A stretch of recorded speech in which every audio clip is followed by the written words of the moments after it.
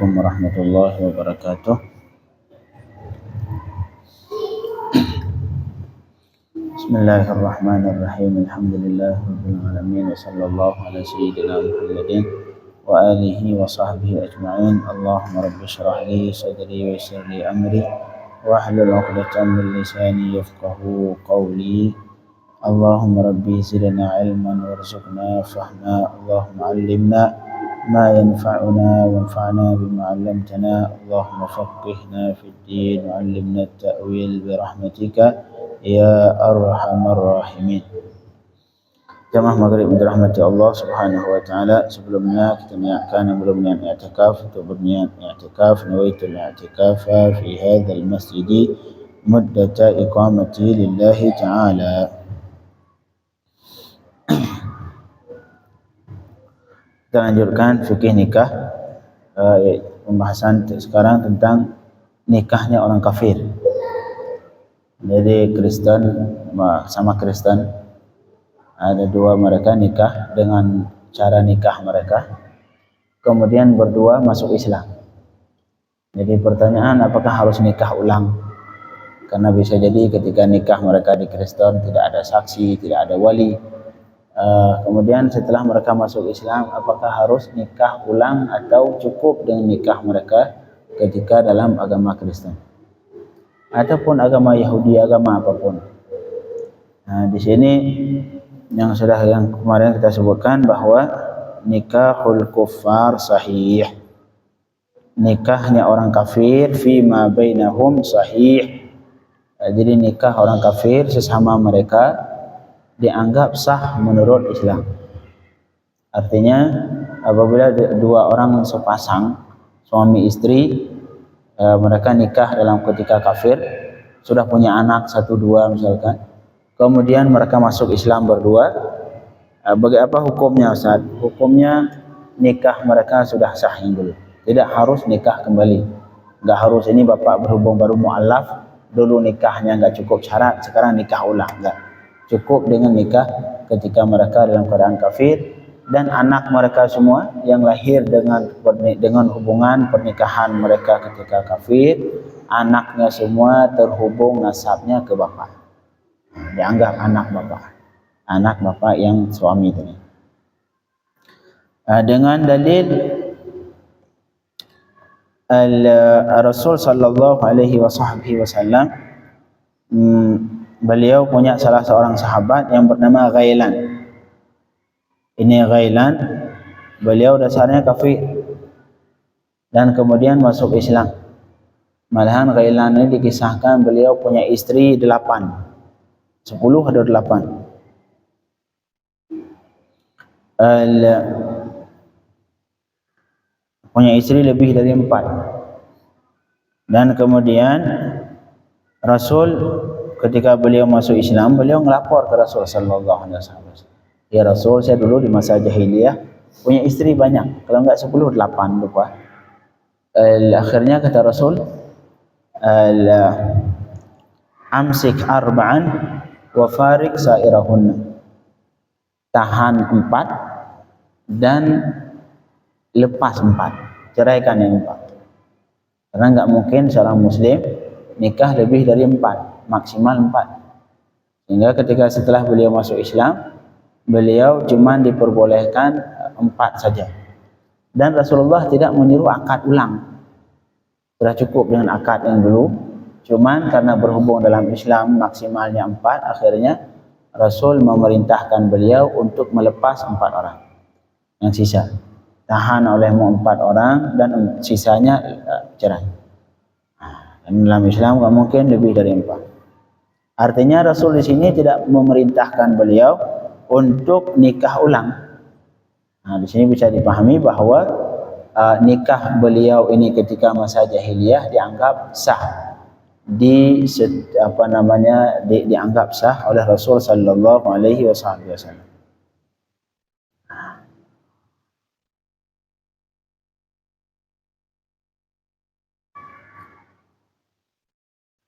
Kemudian jadi pertanyaan selanjutnya, kalau misalkan masuk Islam, dua orang kafir ini masuk Islam salah satu, Di sini pembahasan lain lagi. Qala musannifu rahimahullah, fa idza aslamal kafir au aslamat zaujatuh fa fihi tafsil. Apabila salah satu yang masuk Islam, adakala suaminya masuk Islam, istrinya tidak, atau sebaliknya, istrinya masuk Islam, suaminya tidak. Di sini hukumnya rinci, hukumnya panjang. Yang pertama, idza aslamal kafir, apabila yang masuk Islam suami.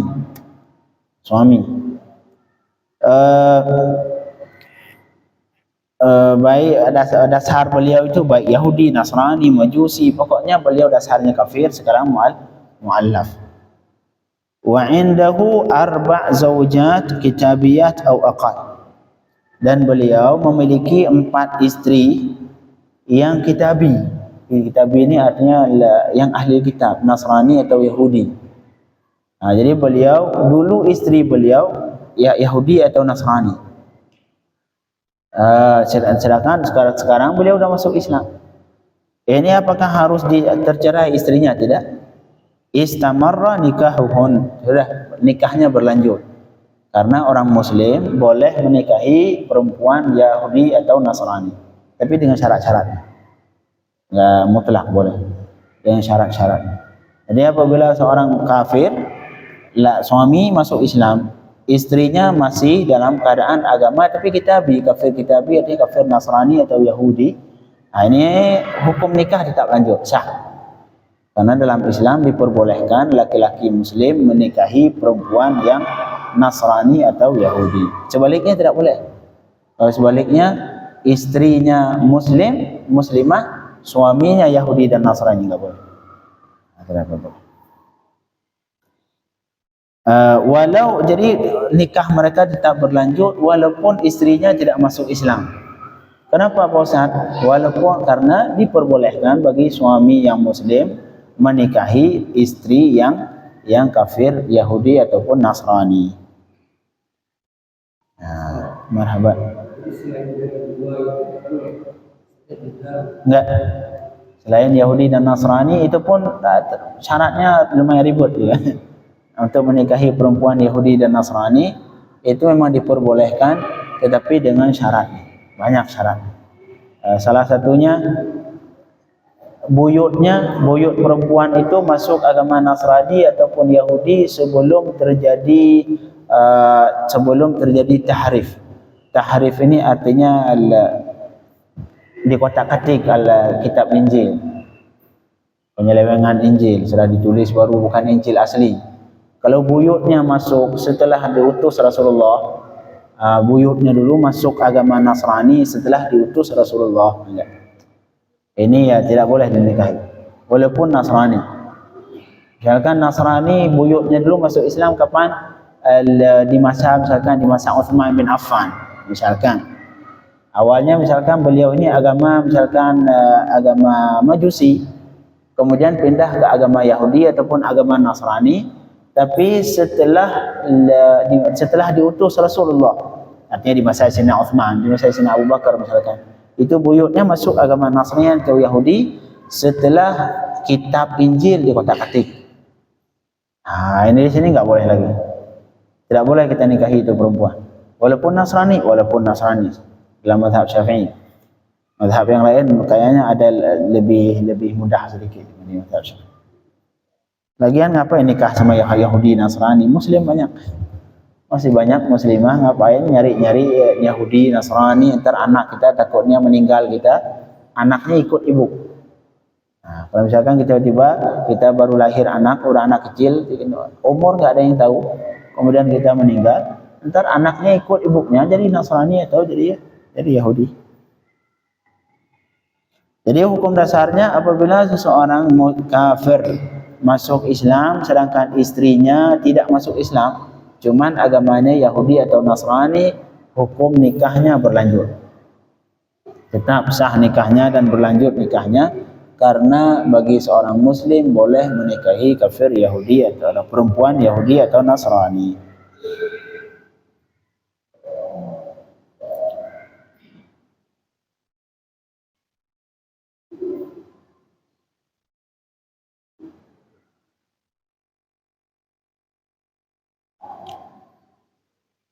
Tapi kalau misalkan dua-duanya masuk Islam, itu lebih bagus.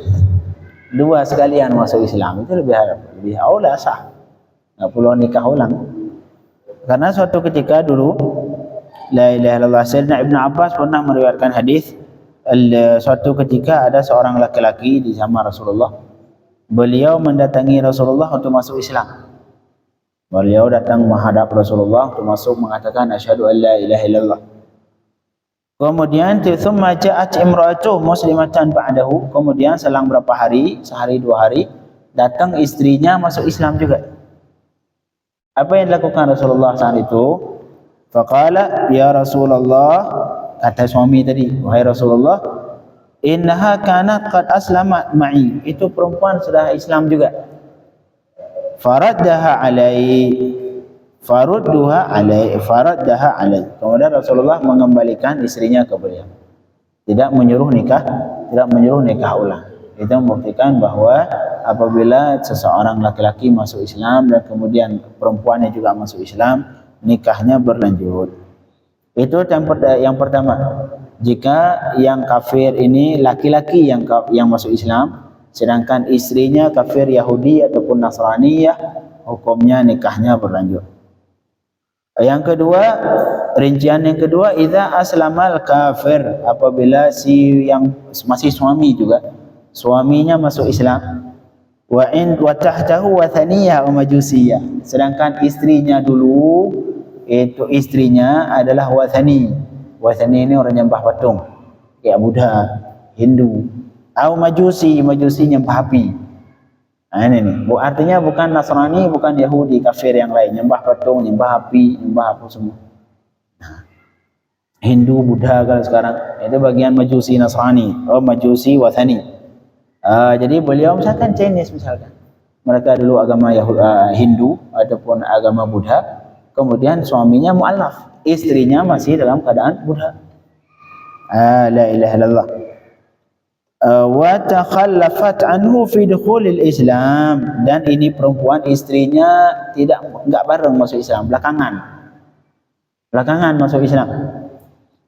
Ini hukumnya bagaimana? Fa in kana dzalika qabla ad-dukhul waqa'al furqatu bainahuma. Oh, la ilaha illallah. Kalau misalkan mereka baru nikah, itu suami istri baru nikah di agama Buddhanya misalkan, belum berhubungan, belum bersetubuh, belum ada terjadi hubungan antara mereka.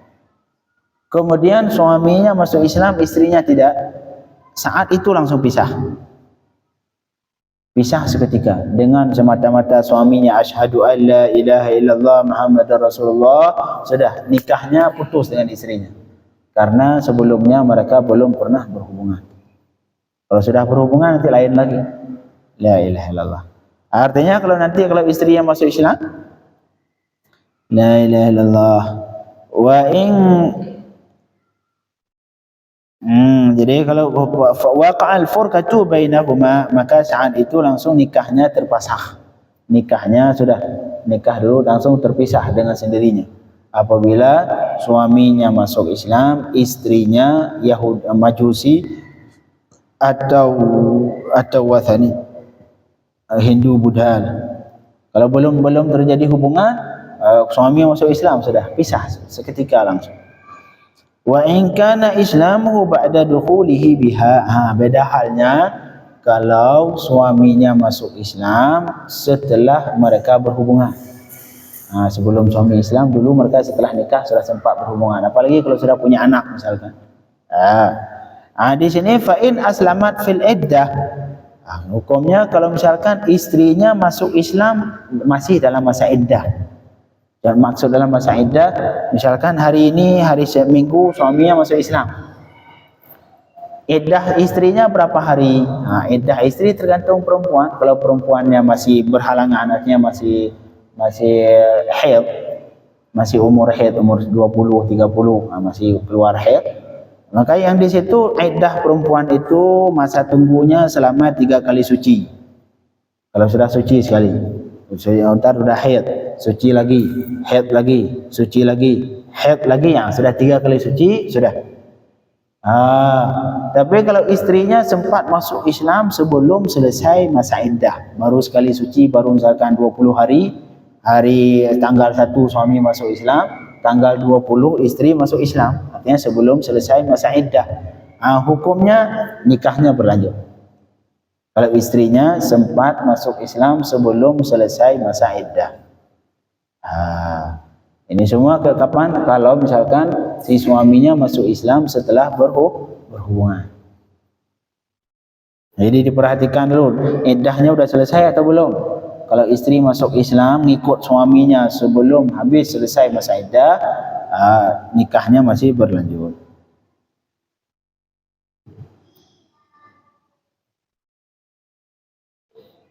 Begitu juga sebaliknya. Sekarang kalau istri masuk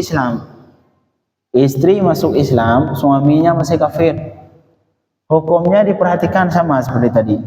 Kalau misalnya mereka itu sebelum masuk Islam belum ada hubungan, belum pernah terjadi hubungan, hukumnya dengan salah satu istrinya masuk Islam, suaminya tidak, terpasang nikah seketika. Beda halnya kalau misalkan sudah pernah berhubungan, maka di situ kalau istri masuk Islam mu'allaf, suaminya belum, di sini tunggu masa iddah. Kalau selesai masa iddah dia tidak masuk Islam, sudah terpasang.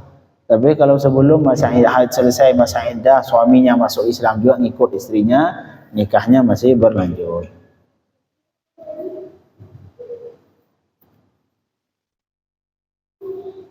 La ilaha illallah. Kemudian itu yang kedua tadi. Yang ketiga, yang selanjutnya yang ketiga, idza aslamatil mar'ah, apabila yang masuk Islam sekarang perempuan mu'allaf, wa asarra az-zawj 'alal kufur, sedangkan suaminya kekeh tidak mau masuk Islam, tetap dia pengen kufur. Wa tahat iddatuha, dan sudah selesai masa iddah, habis masa iddah, fa innahu yufraqu bainahuma min hin islamiha, maka hukumnya antara mereka harus dipisahkan. Sudah pisah. Dari kapan? Dari mulai ketika istrinya masuk Islam, sudah mereka itu sudah wajib dipisahkan, tidak boleh tinggal serumah. Tidak boleh tinggal serumah. Fa in aslama, kalau misalkan suaminya masuk Islam tadi, iya Ustaz, udah selesai masa iddah dia belum masuk Islam, otomatis nikahnya terputus. Nikahnya terpisah. Kemudian masuk Islam, udah selesai masa iddah, udah jalan 2 minggu sehabis selesai masa iddah masuk Islam, suaminya ikut istrinya pengen masuk Islam. Apa saat itu harus nikah ulang? Harus nikah ulang, karena nikahnya telah terpasang. Ini semua hukum tentang nikah orang kafir. Nikah orang kafir. La ilaha illallah Muhammadur Rasulullah.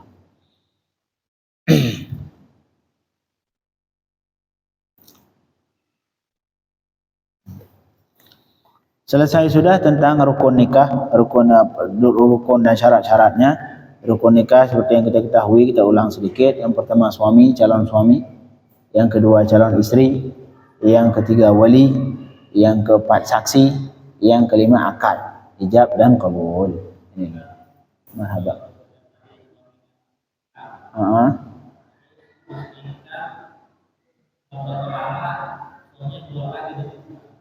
Murtad. Murtad, hukum murtad sama seperti ini. Kalau dia sempat balik lagi nanti sebelum selesai habis masa iddah, sudah dia masih istrinya.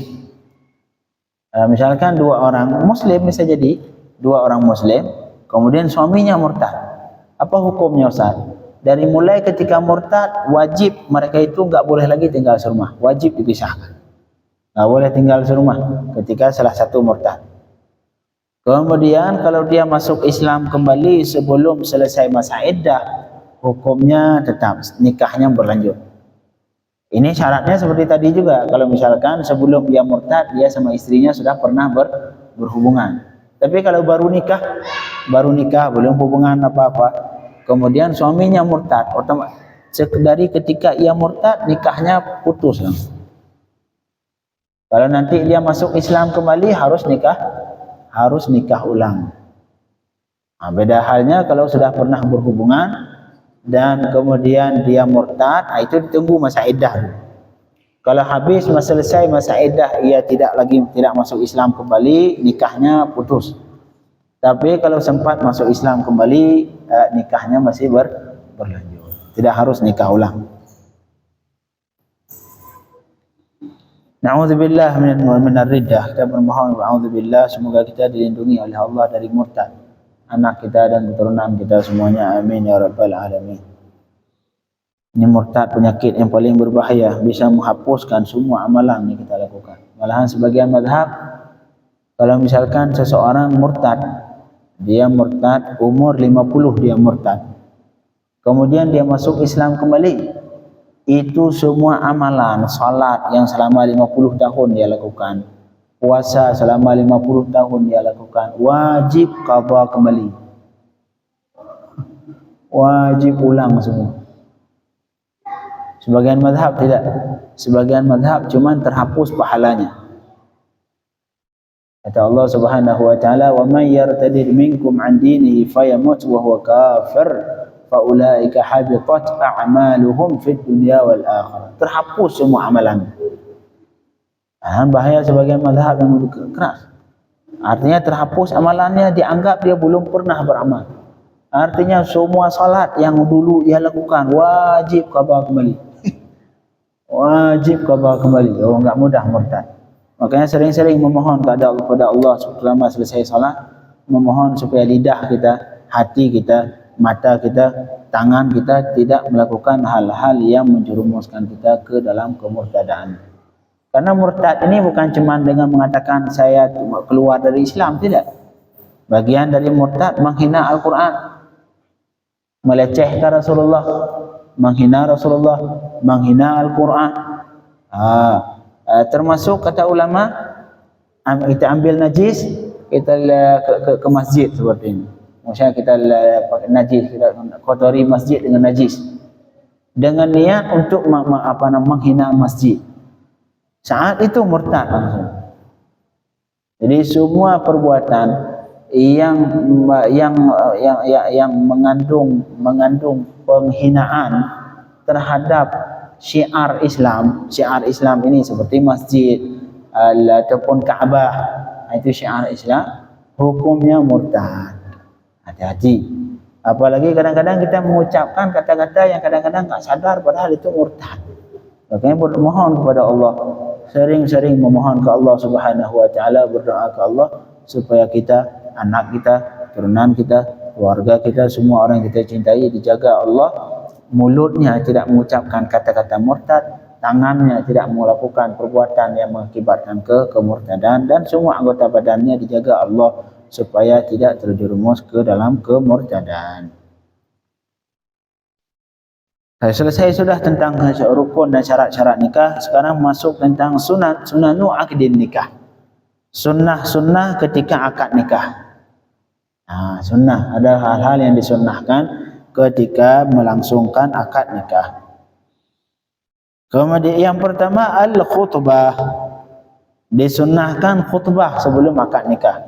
Yustahabbu taqdim khutbah qabil aqdan nikah. Disunnahkan untuk melakukan khutbah sebelum akad nikah.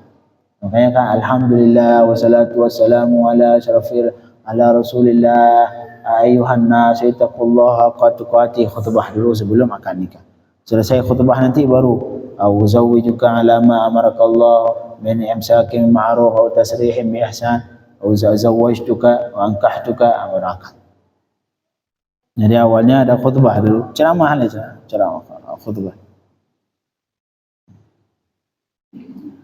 Kemudian yang disunnahkan ketika akad nikah doa lizaujain. Ini yustahabu an yad'u lizaujaini ba'da al-'aqd. Bagi kita orang lain ini yang hadir acara pernikahan, disunnahkan untuk mendoakan dua suami istri tadi yang baru nikah. Karena ada hadis yang diriwayatkan oleh Abu Hurairah, anna Nabi, suatu ketika Rasulullah sallallahu alaihi wasallam, idza rafa'a insanan idza tazawwaj qala barakallahu laka wa baraka alayka wa jama'a bainakuma fil khair. Sunnah doa itu, barakallahu laka wa baraka alayka wa jama'a bainakuma fi khair. Artinya sunnah bagi kita yang orang lain mendoakan sekawan kita ataupun orang yang kita kenal itu yang baru nikah. Sunnah. Kemudian disunnahkan juga i'lanun nikah, disunnahkan untuk memasyhurkan nikah, bikin pengumuman. Biar tiba-tiba udah nikah aja, enggak bikin pengumuman. Sebar undangan kemana-mana, undang tamu yang banyak, supaya nikah kita ini masyhur. Sunnah.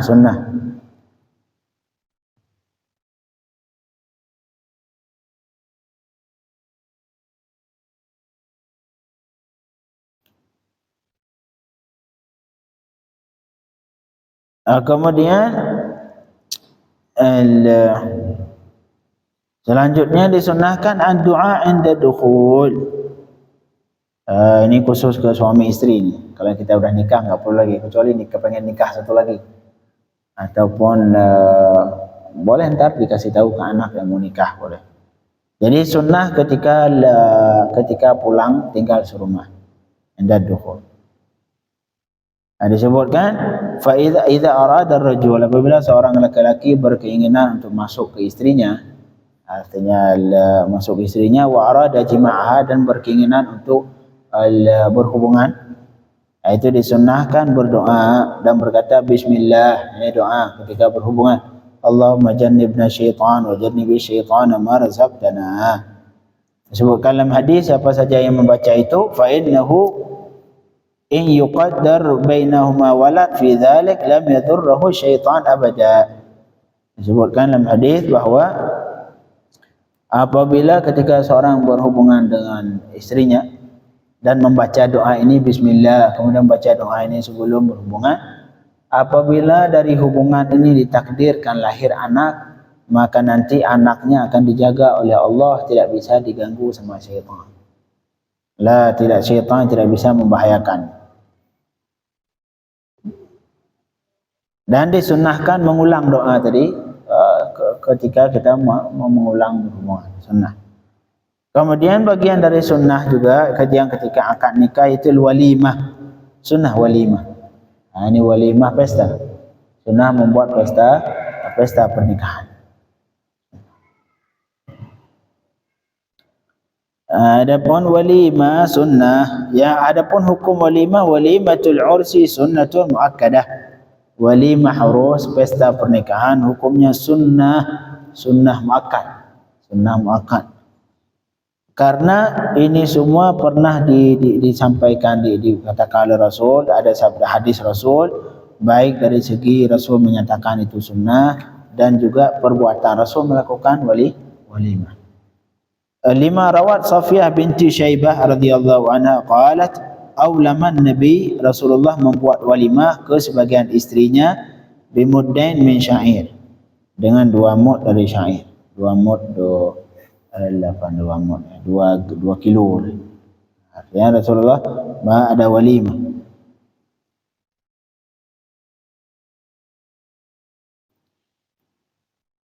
La ilaha illallah. Rasulullah Nabi juga membuat walimah ketika menikahi Sayyidatina Zainab dengan khubuz dan lahm, roti dan daging. Itu walimah Rasulullah. Enggak ada masakan Padang. Itu roti sama daging. Di hadis yang lain Rasul mengatakan ke Sayyidina Abdurrahman bin Auf, aulim walau bisyah, buat walimah walau dengan 1 kambing. Misalkan itu enggak punya duit, cuma punya duit cukup 1 kambing sudah. Pokoknya harus ada walimah. Adapun miqdar walimah, kadar walimah, apakah harus sewa hotel 1 miliar? Aqallul walimah lil musir syah, bagi orang yang mampu ya minimal 1 kambing lah. Jangan walimah ayam potong lagi, wah. Minimal 1 kambing. Wala hadda li aktsariha, untuk batas maksimalnya tidak ada, tergantung kemampuan. Tergantung kemampuan, yang penting jangan dipaksa, jangan dipaksakan. Akhirnya sampai ngutang sana sini. Enggak boleh. Jangan ngutang ke hal-hal yang sepele seperti ini. Ya semampunya. Kalau mampu 1 kambing, 1 kambing. Mampu 1 sapi, ya 1 sapi. Kalau mampu 1 kambing, pengen nyembelih sapi, nyewa hotel 20 juta. Besok ngutang. Apalagi ngutang di bank, ngutang di pinjol, riba. Di sini riba, pengen untuk mewah-mewah, untuk melakukan yang sunnah dengan cara lewat yang haram, yang riba. Haram, na'udzubillah min dzalik. Nah, jangan sampai harus ngutang, semampu. Kalau bisa mampu, kalau mampu kambing ya kambing. Kalau enggak mampu ya ayam. Daripada enggak ada ayam.